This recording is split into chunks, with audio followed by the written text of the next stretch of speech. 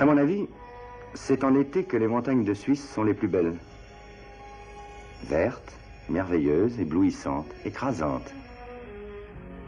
Mais la Suisse, ce n'est pas seulement des paysages. Elle est beaucoup plus que cela, plus aussi qu'un pays fameux pour son chocolat et ses coucous. Genève, la ville la plus élégante de la Confédération, donne asile à des centaines de comités, de délégations et d'assemblées venus des quatre coins du monde. Et cela donne à l'aéroport de Genève une atmosphère de creuset où s'élaborent quantité d'intrigues internationales. Et cela se sent dès qu'on y débarque d'avion. Police secrète? Peut-être. Police suisse? Sûrement. Et divers personnages ne manquant certes pas d'intérêt. Aujourd'hui, la Conférence internationale du désarmement reprend ses travaux, essayant d'identifier quelques-uns des participants. Les Anglais, impeccables, que Dieu les garde. Les Américains, efficaces, dont on ne peut se passer. Et les autres, vous devinez qui? Énigmatiques, dont on ne peut pas se passer non plus.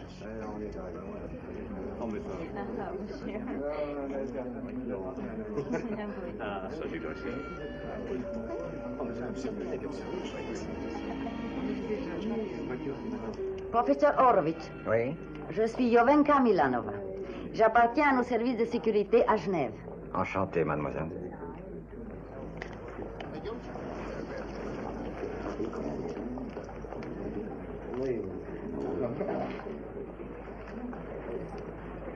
Capitaine, cet homme là-bas, il n'arrête pas de nous épier. Pour votre gouverne, Piotr, cet homme que vous voyez là est le fameux Simon Templar, le Saint.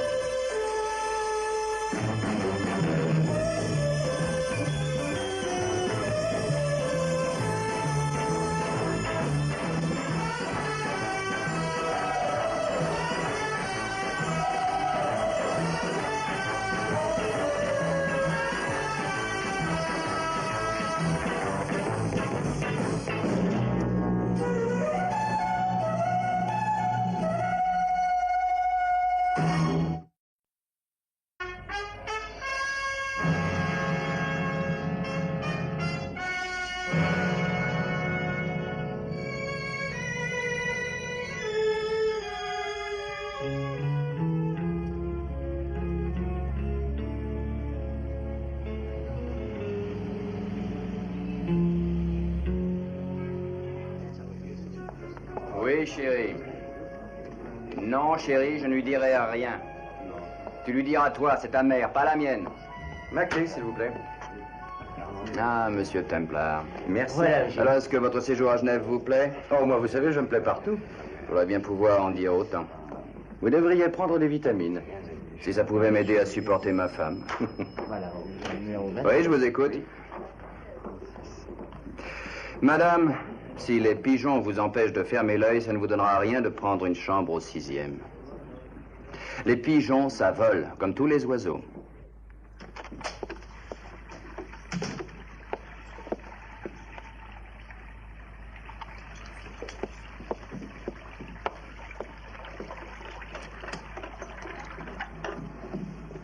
Inspecteur Kleinhaus, je vous en prie, faites comme chez vous. Merci. C'est ce que je faisais, vous voyez. Je suis ravi de vous revoir. Le sentiment est loin d'être partagé. Oscar, vous me vexez. Vous êtes arrivé hier? Est-ce que c'est une question ou un interrogatoire en règle? Et quel est le motif de votre visite? J'adore votre bonne ville. Ah, vous devez sûrement manigancer quelque chose. Parole d'éclaireur. Vous n'êtes pas sans savoir, vous l'avouerez, que la Conférence internationale pour le désarmement ouvre sa session demain. Ce n'est un secret pour personne. Ainsi que le Fonds monétaire international. Et alors? Alors, Genève donne asile à plus d'organisations internationales que toutes les autres villes réunies. Et nous ne voulons pas que nos autres étrangers soient ennuyés, dérangés, molestés. Et si par hasard des objets plus ou moins précieux leur appartenant disparaissaient, je serais aussitôt, coupable ou non, arrêté. Et sur le champ.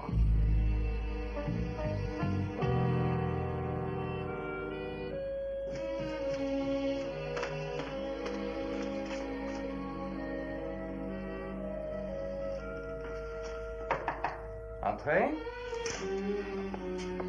Ah, professeur Horovitch. Approchez, voulez-vous? Ces plans de défense de l'OTAN, ils ne concernent que l'année en cours.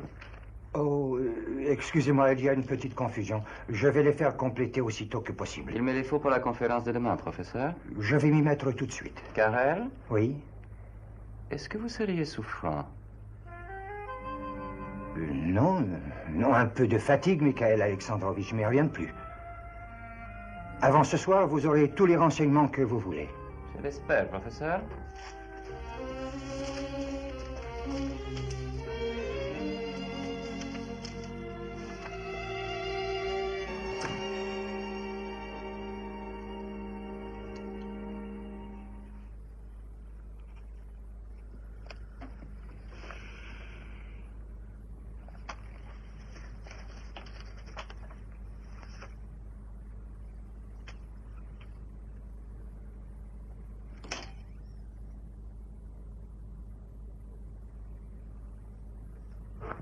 Horovitch, je m'inquiète beaucoup pour vous.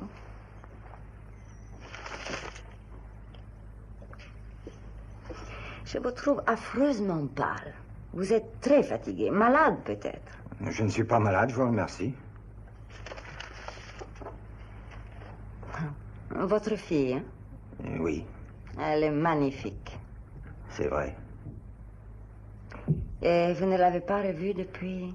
Depuis 20 ans. Non, 21 ans. Sa mère vous a quitté en 1944. Karel, ne faites pas de sottises, je vous en conjure.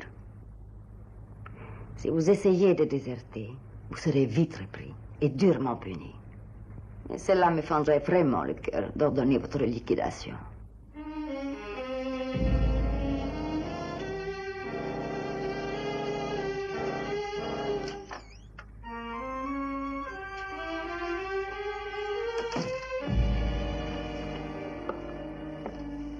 Rien d'autre à signaler, Yovanka? Horovitch, Quoi, Horovitch? je crains qu'il subisse une attaque de révisionnisme. Votre idée est grotesque. Horovitch est un très loyal citoyen. Aviez-vous entendu dire que sa fille est arrivée à Genève hier matin? Vous l'ignoriez, je vois. Il a l'intention de passer dans l'autre camp. Comme beaucoup d'hommes, il n'est loyal qu'à ses idées profondes et non à ses idées inculquées. Et je ne vois qu'une solution. Mettre la main sur sa fille. Capturer sa fille? Je vais le faire mettre sous surveillance permanente jusqu'à ce qu'il quitte Genève. Bon, comme vous voudrez. Je ne vous ai pas demandé la permission, il me semble. Horovitch est un très grand savant, un cerveau d'une valeur inappréciable. S'il se sent surveillé, le cerveau peut s'arrêter de fonctionner. Et si jamais ça s'est produit, c'est vous que j'en tiendrai pour responsable. Je vous en préviens. Vous les regretterez. Essayez-vous de me menacer? Je vous l'ai dit et je vous le répète parce que vous semblez l'avoir oublié. Le langage que nous parlons aujourd'hui est celui de la coexistence pacifique. Le caviar est un bien meilleur moyen de persuasion que la bombe. Vous êtes un diplomate. Moi, je suis un soldat. Je le sais, mais je n'ai pas peur de vous ni de votre police de sécurité. Vous le dites parce que vous avez peur. Je vous trouve simplement ennuyeuse.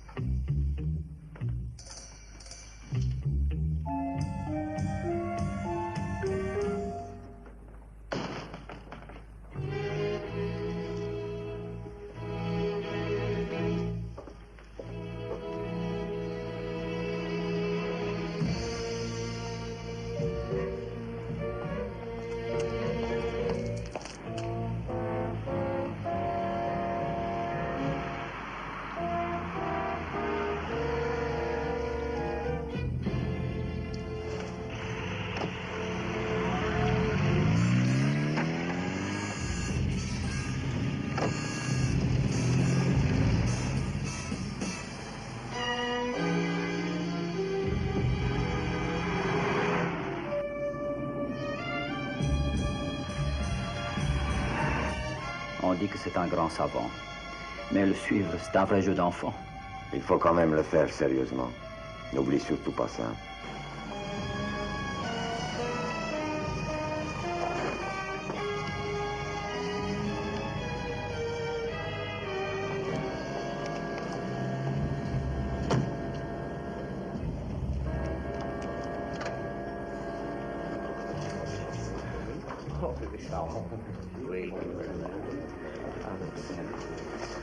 Monsieur Templar, nous avons reçu quelque chose pour vous.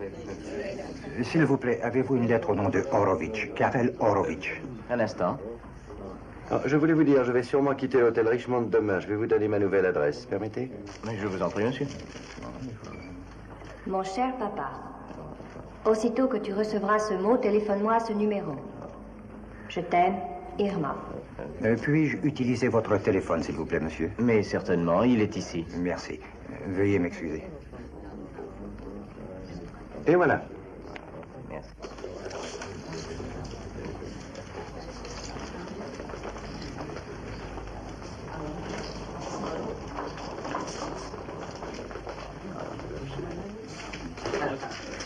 Non, mais vous n'avez pas le droit de faire ça. Rendez-moi ça.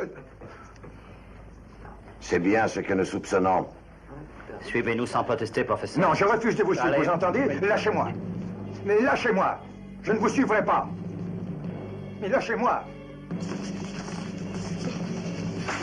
Et maintenant, filez, disparaissez. Excusez-moi, je suis d'une maladresse. J'ai dit excusez-moi. Je suis désolé de vous avoir un peu bousculé, sans le vouloir. Donnez-moi la police, priorité.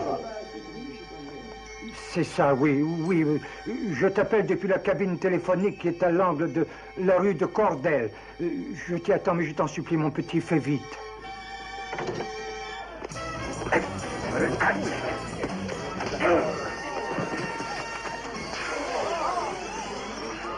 Comment dit-on raté dans votre langue? Espèce de... Lâchez-moi, vous autres. Lâchez-moi tout de suite, vous entendez? Mon ami et moi réclamons le bénéfice de l'immunité diplomatique. Nous sommes tous les deux accrédités auprès d'un gouvernement étranger. Voici nos papiers. Veuillez m'excuser, monsieur, je regrette cet incident. Dostoïevski. Un instant. Oui. Vous, je vous arrête. Ah.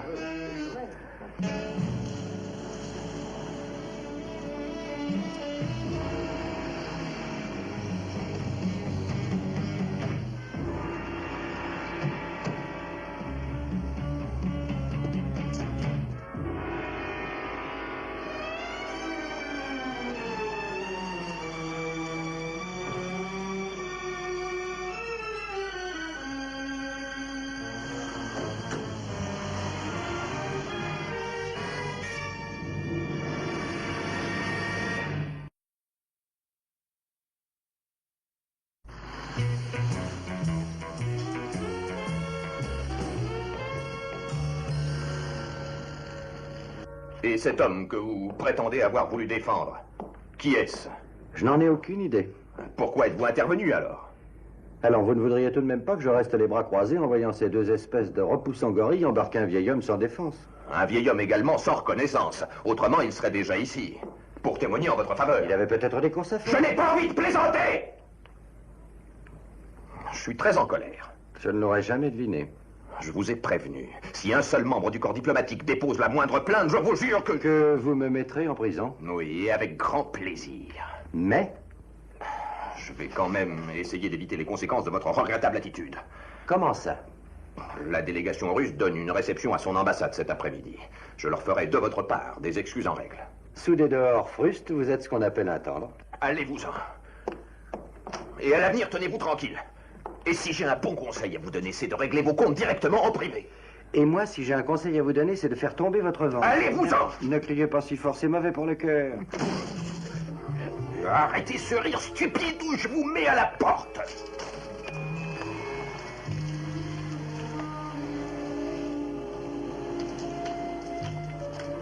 Attendez. Encore un bon conseil. Je vous écoute. L'actrice française Colette Marquet. Oui, eh bien. Celle qui est descendue à votre hôtel. Vous voulez que j'essaie de vous avoir un autographe? D'après les journaux, elle a, paraît-il, un collier qui vaut une fortune. Alors si vous essayez seulement de lui parler... Oui, je sais. Ce sera la corde. Parfaitement.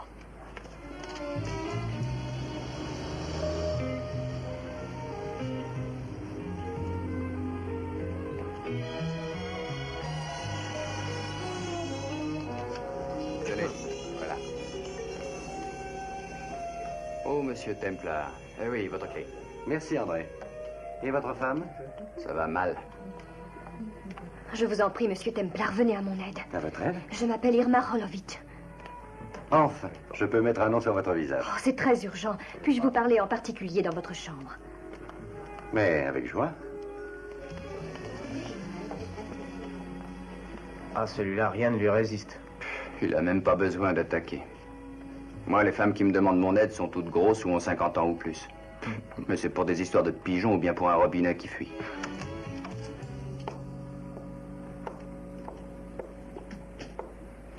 Est-ce que vous pourriez fermer la fenêtre?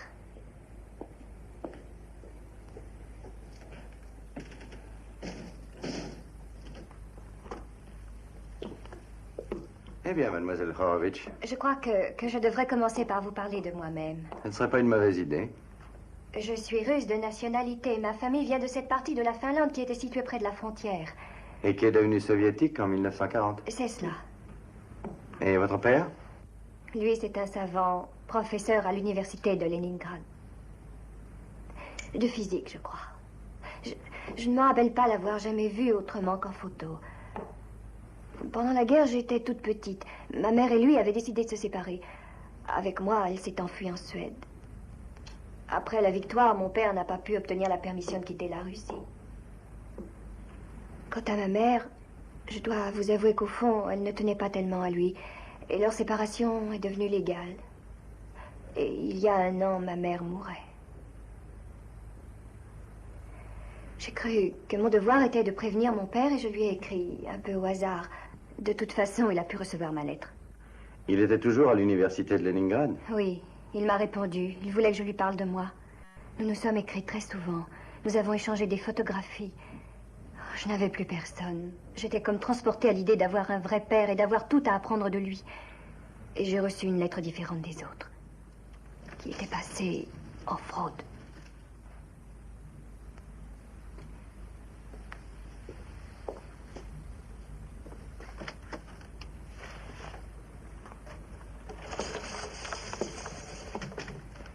Ce n'est que le garçon. Si je comprends bien, votre père, dans cette lettre, disait qu'il voulait déserter. Oui, et la chance s'est présentée finalement. Il a été désigné pour accompagner la délégation à la conférence du désarmement à Genève. Non pas comme négociateur, mais comme conseiller pour les questions scientifiques. Je m'explique sans doute mal, mais j'ai tellement peur. Vous êtes en sûreté ici. Je le sais. Continuez. J'ai confié une lettre à l'agence internationale de voyage, dans laquelle je lui donnais mon téléphone à Genève. Cet après-midi, mon père m'a téléphoné d'une cabine rue de Cordel. Je lui ai demandé de m'y attendre en lui disant que je viendrais le prendre avec un taxi. Et quand vous êtes arrivé? Il n'y était plus. Et vous croyez qu'ils l'ont repris? Ah oui. Qu'est-ce que vous avez fait? J'étais désespérée. Je suis allée à la police. Ce qui, bien sûr, ne vous a rien donné. Non. Ils m'ont dit que s'il était à la légation, il n'y avait pas d'espoir. Les étrangers peuvent faire ce qu'ils veulent. Dans leur légation, ils sont chez eux. Mais êtes-vous bien sûr qu'il soit à la légation? Oh, je suis sûre de rien. Il peut être là ou ailleurs. Mais ils le ramèneront avec eux. Et en rentrant, il sera déporté. Peut-être bien exécuté. Qui vous a parlé de moi? Mon père a eu le temps de me dire au téléphone comment vous lui aviez rendu service en l'aidant à s'échapper. Je suis allée à l'agence, je m'y suis renseignée et on m'a dit qui vous étiez. Et l'histoire de l'aiguille et du tas de foin. Comment? Et s'il le cache autre part? Oh, retrouvez-le, je vous en supplie. Je ferai de mon mieux, mais je ne vous promets pas de réussir. Merci. En attendant, vous allez rester ici, c'est bien compris? Oui. Et vous n'ouvrirez la porte à personne sauf à moi. Vous allez quelque part? Oui. À une réception officielle.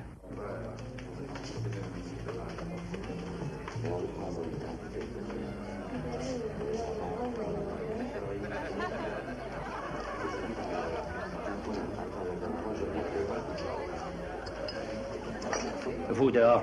Allons. Si vous n'enlevez pas vos sales pattes, le temps de compter jusqu'à 3, je vous envoie en plein milieu de votre caviar. Qu'est-ce que vous voulez?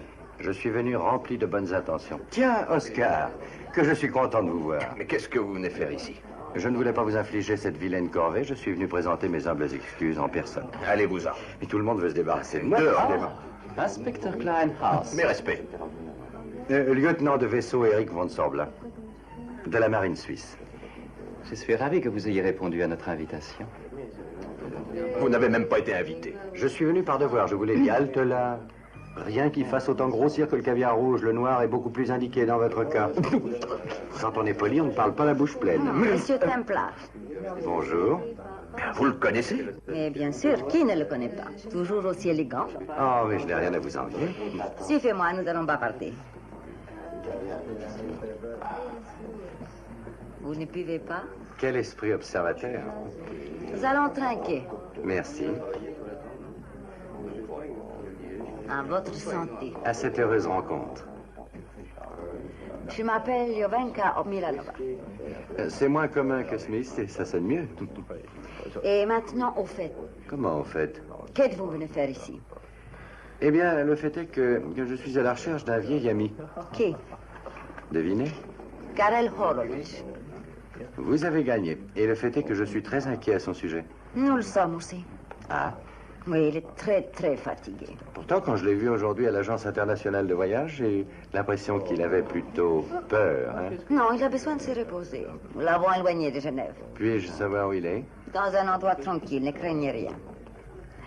Sans doute, savez-vous que Horowitz a une fille? Non, c'est un détail que j'ignorais. Elle s'appelle Irma, elle habite Stockholm, et elle est arrivée à Genève hier matin. Très intéressant. Avouez que vous l'avez vue. N'avouez jamais. Ne me prenez pas pour une sotte, monsieur Templar, ce serait une faute. Ne croyez pas ça? Il est évident que vous l'avez rencontré, vous ne seriez pas ici. Nous souhaitons vivement que cette jeune personne rencontre le professeur. Ah oui, je m'en doute. Ce serait un réconfort pour lui. Ajouterez-vous que c'en serait un pour elle? Faites-lui la commission, monsieur Templar. Dites-lui que ça pourrait arranger bien des choses s'il voyait son père et que son avenir en dépend. Excusez-moi.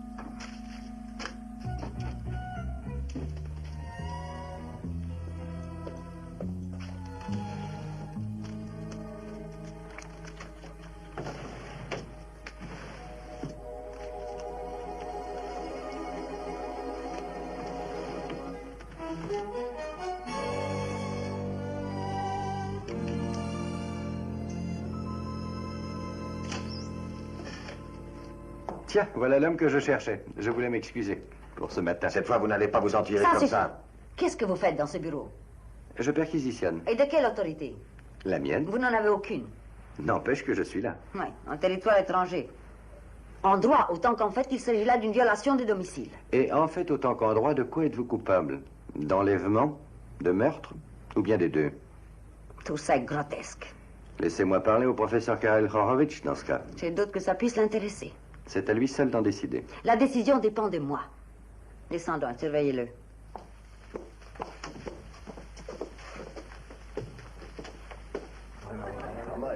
Et sachez que vous pouvez être assuré de notre coopération à toute heure, Monsieur le Président. Oh, Oscar, vous vouliez déjà nous quitter. L'hospitalité de nos hôtes vous pèsera-t-elle? Merci de m'avoir fait visiter les lieux. Vous ne voudriez pas me déposer à mon hôtel? Je suis déjà en Je vois retard, que votre réception est particulièrement réussie. Mais je vous dis, Alors, j'en ai on absolument pas le temps, va parce que je retourne à charge de revanche.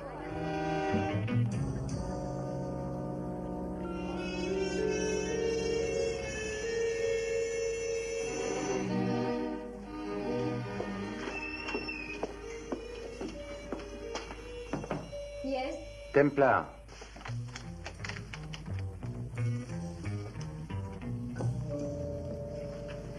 Alors, C'est vous qui aviez raison. Ils l'ont repris. j'en étais certaine. Ils l'ont, paraît-il, envoyé je ne sais où pour se reposer. J'ai peur qu'il le tue. Non, il représente beaucoup trop pour eux. Non. D'après leurs principes, un individu ne compte pour rien du tout. Et le fait qu'il soit un grand physicien ne suffira pas à le sauver. Ne vous inquiétez pas, allez, je trouverai un moyen. Oh, excusez-moi si je pleure, c'est plus fort que moi. Quand je pense que je suis venue de Stockholm pour échouer si près du but. Est-ce que vous voulez boire un cognac?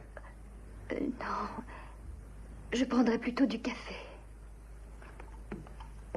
La première chose à faire, c'est de découvrir l'endroit où il le cache. Ensuite, de trouver un moyen pour l'en sortir. Allô, service? Ici, le 703. Voulez-vous me monter du café pour 2 personnes? Merci. Monsieur Templar, vous ne savez pas de quoi ils sont capables. Ces gens-là me font affreusement peur. Rien ne peut les arrêter. Je suis sûre qu'ils surveillent mon hôtel. Et maintenant qu'ils savent que vous vous occupez de moi, ils vont vous surveiller aussi. Et vous serez en danger de mort.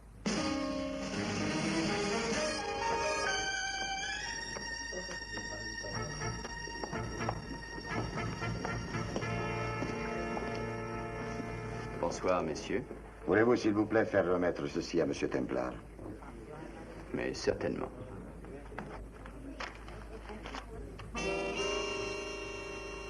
Désirez-vous autre chose? Non, merci.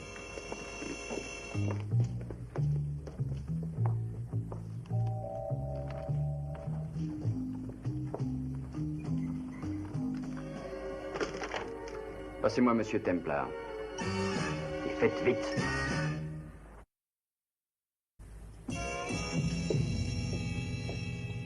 Des visiteurs? À quoi est-ce qu'ils ressemblent? Je vois. Je vous félicite, André, merci. Nous allons avoir de la visite. Il ne faut pas que je reste ici.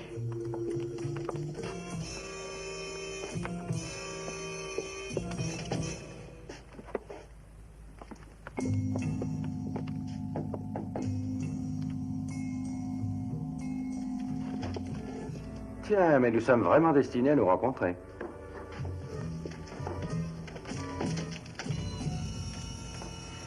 Nous cherchons une jeune fille. Quoi de plus naturel à votre âge? Nous savons qu'elle est ici. La salle de bain.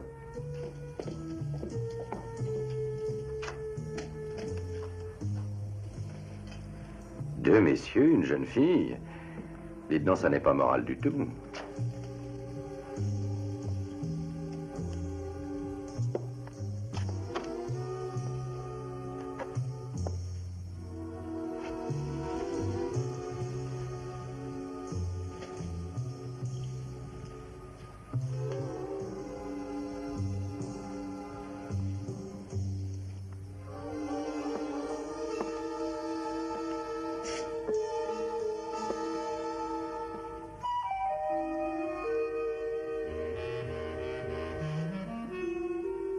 Enfin, réfléchissez. Si elle était ici, vous verriez au moins le bout de ses pieds.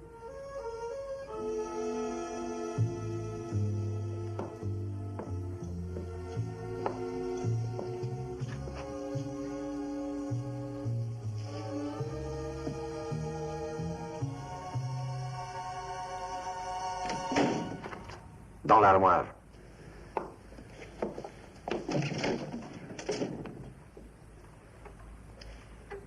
Je suppose que vous détenez son père. Oui, bien sûr. Et quand nous aurons pris la fille, le père se montrera sûrement plus docile. Où est-il? Dans un endroit à la fois sûr et confortable.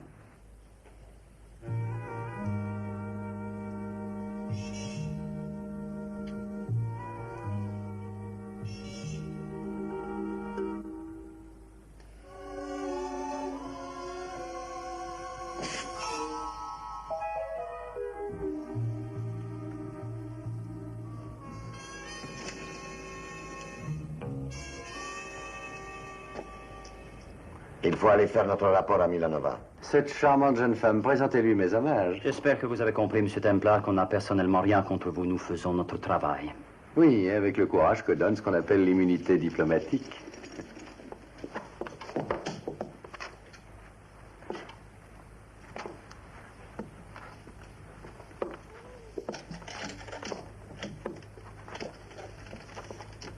Votre café, monsieur.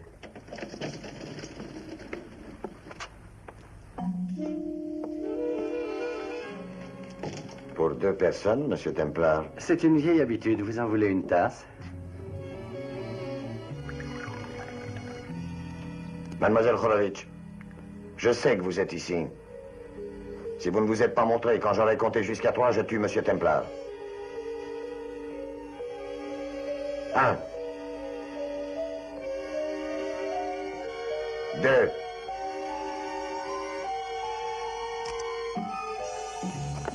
Merci. Maintenant, veuillez nous suivre. Où cela? Auprès de votre père. C'est bien votre désir. Où est-il? Villa Beauregard, près de Burgenstock. Bah, tu te tais, espèce d'idiot. Je suis vraiment désolé, monsieur Templar. Vous en savez à présent beaucoup trop. Mon devoir m'impose la pénible tâche.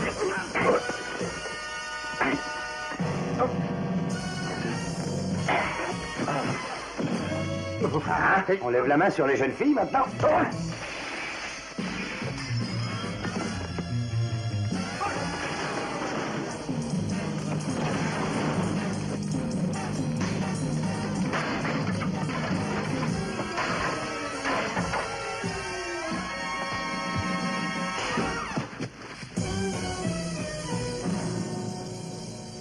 Nous savons maintenant où est mon père. Oui, mais ils savent aussi que nous le savons.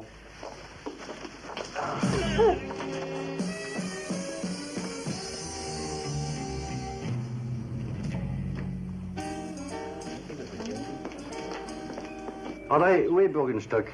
C'est sur la rive sud du Vierwaldstätter See. C'est à côté de Lucerne. Plus ou moins. Ah, à propos, ma chambre aurait besoin d'un coup de plumeau. Ne craignez rien, je vais m'en occuper. Je vous fais entièrement confiance. Et nous partons pour Lucerne ce soir, et demain matin, nous nous mettrons à la recherche de la Villa Beauregard.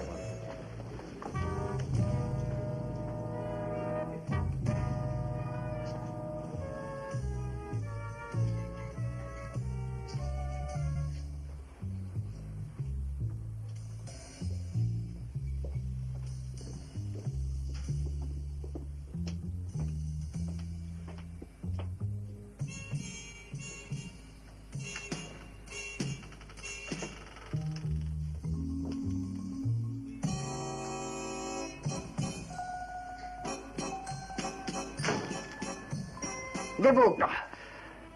Debout.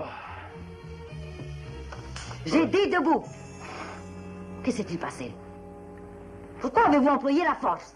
Voilà la seconde fois que vous échouez avec cet homme. Vous jurez, capitaine, que nous avons suivi vos instructions. Si vous avez gâché cette affaire, je vous promets que vous allez vous en repentir tous les deux. Vous avez compris? Karen Horowitz est extrêmement précieux pour le pays. C'est par votre faute. Qu'est-ce que vous faites ici? Vous êtes ici dans la chambre de M. Templar, sans sa permission. Je vais prévenir la police.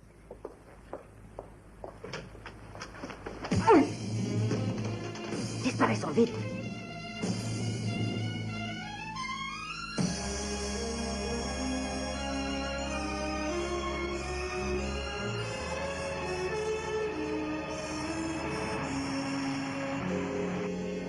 Il y a longtemps que vous êtes à Stockholm? Depuis mon plus jeune âge. Vous n'avez pas du tout d'accent. Vous oubliez que je suis slave d'origine, que nous avons le don des langues. À défaut d'autres dons, celui-ci nous est parfois très utile.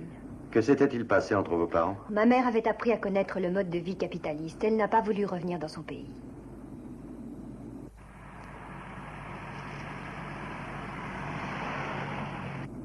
Quand nous aurons trouvé la villa, que ferons-nous?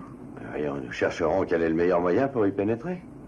Une supposition qu'il l'ait emmenée ailleurs avant que nous l'ayons trouvée. Il faudra recommencer.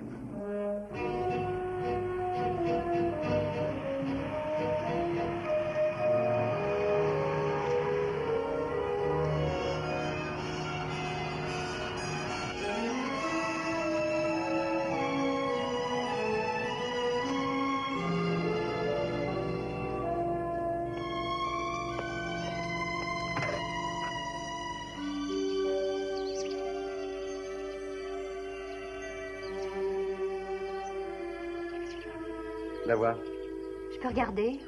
Tenez, là-bas. Ça ne sera pas facile. Non. Le meilleur moyen est de passer par le lac. Comment, avec un bateau? Non, à la nage, ça vaut mieux. Je pourrais aborder sans me faire repérer. Mais ça vous fera courir de grands risques. Vous êtes un homme très courageux, mais tellement gentil. Et vous, vous êtes une charmante jeune fille. Autrement, je ne me serais pas mis jusqu'au cou dans ce pétrin. Le pétrin? Mais je veux dire que je n'aurais pas risqué un séjour dans les prisons suisses ou simplement une balle dans le dos. Ah, oui, je comprends. Je vous promets que je vous serai éternellement reconnaissante.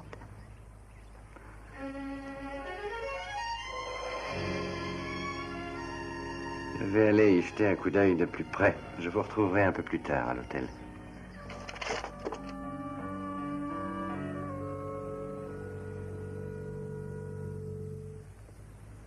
Ça va bientôt être l'heure.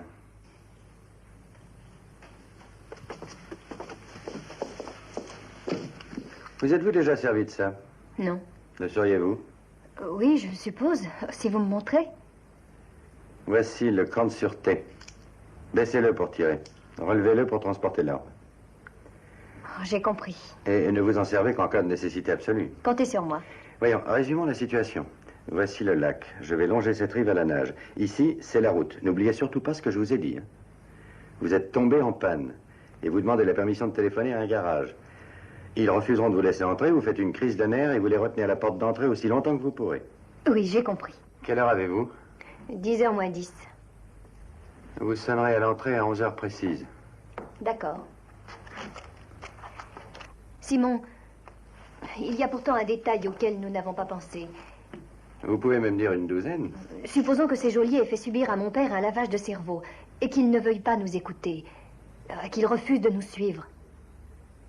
Impossible, ils n'en ont sûrement pas eu le temps. Mais en cas de nécessité, userez-vous de la force pour l'obliger à nous suivre? Ayez confiance. Bonne chance.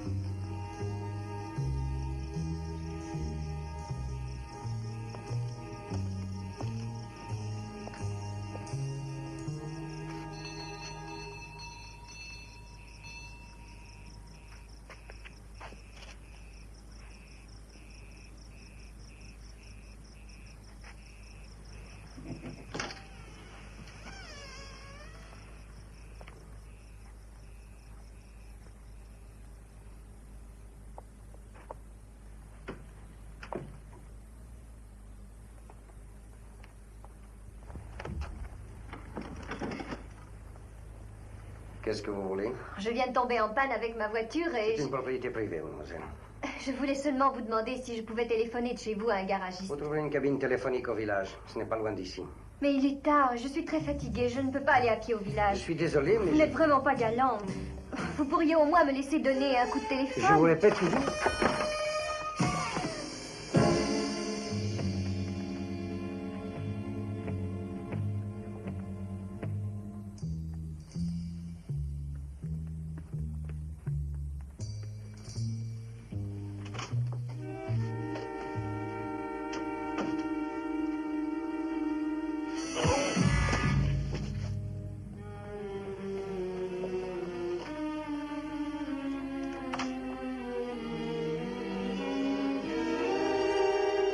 Papa, Qui êtes-vous? tu ne me reconnais pas? Mais qu'est-ce que vous voulez? Mais Je ne papa, vous- nous sommes venus à ton secours, voyons. À mon secours, je ne vois pas Je t'en pourquoi prie, j'aurais papa, besoin... nous allons t'emmener à Stockholm où tu seras enfin libre. Non. Non. Fais vite, habille-toi. Nous n'avons pas beaucoup de temps. Non. Et puis, pourquoi est-ce que vous m'appelez papa? Mais enfin, professeur, vous ne reconnaissez donc pas votre fille? Comment, ma fille? Vous voyez, ils ont eu le temps. Non, vous n'êtes pas ma fille. Il ne me reconnaît pas. Ces brutes l'ont drogué, il va falloir l'obliger à nous suivre. C'est Et inutile. il le faut si nous voulons le faire sortir d'ici. Non. Mais vous m'aviez promis. Vraiment? Je ne me suis engagé à rien, quoique vous ayez fait tout votre possible pour m'arracher une telle promesse.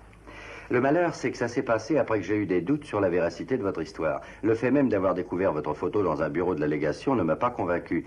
Et ensuite, quand je suis revenu de cette réception en compagnie du cher inspecteur Kleinhaus, ce dernier n'a fait que confirmer mes soupçons. Simon, qu'est-ce que vous voulez dire? Votre façon de parler m'a mis la puce à l'oreille. Certaines expressions telles que mode de vie capitaliste, par exemple. Seul un citoyen de l'autre côté peut utiliser ce vocabulaire. Ne craignez rien, professeur, elle ne vous emmènera nulle part. Vous êtes devenu fou. Oui, de rage. C'est toujours ce qui se produit quand on veut m'entraîner dans ce qu'on appelle un coup fourré. Mais vous disiez vous-même que la police suisse était impuissante. Oui, c'est exactement là qu'est le problème. Vous êtes très forte, ma petite. Mais pas tout à fait assez. Pas un geste. Donnez-moi ce joujou. Je tire, faites attention. Essayez. Je vais l'emmener avec moi. Non.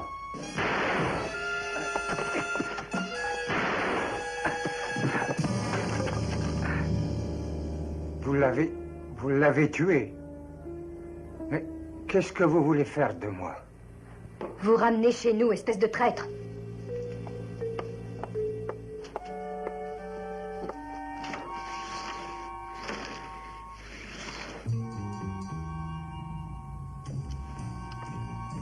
C'est le signal. Allez.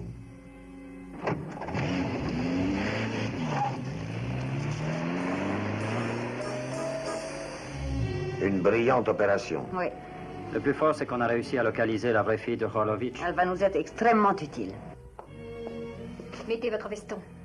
Je ne comprends pas. Est-ce que vous avez cru qu'on vous laisserait déserter, vieil imbécile? Dépêchez-vous.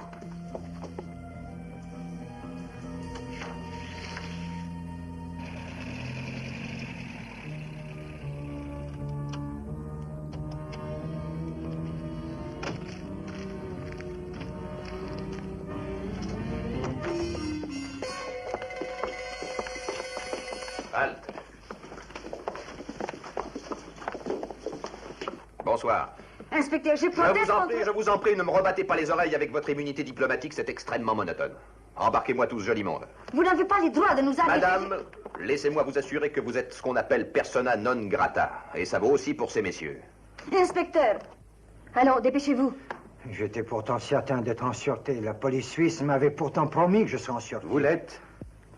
Vous m'avez sous-estimé, mon petit. Tant pis pour vous. Chargé à blanc. J'ai jugé plus sûr de vous fournir une arme chargée avec des cartouches à blanc plutôt que de vous laisser en emporter une chargée de vraies balles. Ne craignez rien, professeur, vous êtes en sûreté. L'inspecteur Kleinhaus m'a dit que vous aviez demandé le statut de réfugié politique. Oui, je l'ai fait par téléphone et la police suisse est venue me prendre à la cabine téléphonique. Je n'ai pas encore compris. Eh bien, Oscar m'a laissé agir seul pour pouvoir capturer toute la bande. Madame Milanova est en train de téléphoner à ses chefs à la légation pour arranger une sorte d'échange diplomatique discret. En effet, le point délicat de l'affaire, professeur, consistait à obtenir de ces messieurs qu'ils acceptent de vous rendre votre vraie fille. D'après ce que j'ai cru comprendre, elle devrait quitter la légation dans quelques minutes. Et vous pourrez prendre votre avion pour Stockholm demain matin. Vous aviez pourtant été arrêté par la police. Si vous l'avez cru, c'est parce qu'elle a bien joué son rôle. Qu'est-ce que vous allez faire de moi? Eh bien, grâce à votre sacro-sainte immunité diplomatique, vous et vos amis serez autorisés à quitter le territoire helvétique à condition de ne jamais, mais alors jamais y remettre les pieds. Est-ce que ça s'applique à moi aussi? Ce n'est pas impossible. Venez. Mademoiselle Horowitz, puisque je ne vous connais que sous ce nom, vous ne me croirez peut-être pas, et c'est vrai pourtant. Je suis désolé que ça finisse comme ça. Votre histoire était tellement plus jolie.